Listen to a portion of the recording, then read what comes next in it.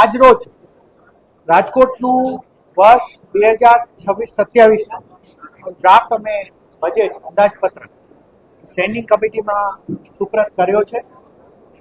3,500 કરોડની રકમનું અમારું બજેટ એ આ વર્ષે થયું છે. ફોકસ અમારો ઇન્ફ્રાસ્ટ્રક્ચર અને ખાસ કરીને સેચ્યુરેશન ઓફ 3 સર્વિસીસ, નળ, ગટર અને રસ્તા, એમાં સેચ્યુરેશનનું અમારું આ વખતનું મેજર ફોકસ છે.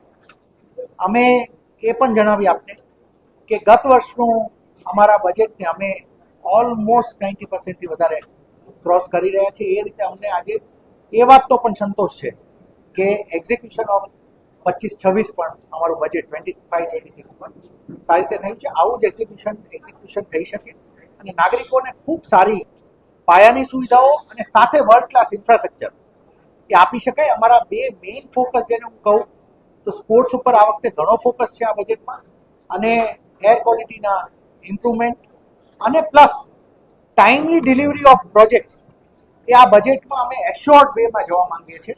જે સમય નક્કી કર્યો છે એ બજેટના એક્ઝિક્યુટ થવો જ જોઈએ. ટોટલ અમારો એ જે કર છે એનો બોજ આવે છે 95 કરોડ, જે અમે જે ગયા વર્ષે સૂચવ્યો હતો એના કરતાં ઘણો અમે ઓછો સૂચવેલો છે.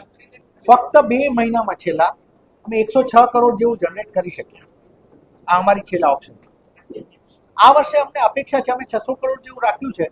Most probably will touch that. એ થઈ શકશે. અમે એને સ્ટ્રેટેજાઇઝ એ પણ કર્યું કે હવે નાના પ્લોટ્સને પણ આઈડેન્ટિફાઈ કરીએ જેથી કરીને વધારે લોકો એમાં આવી શકે.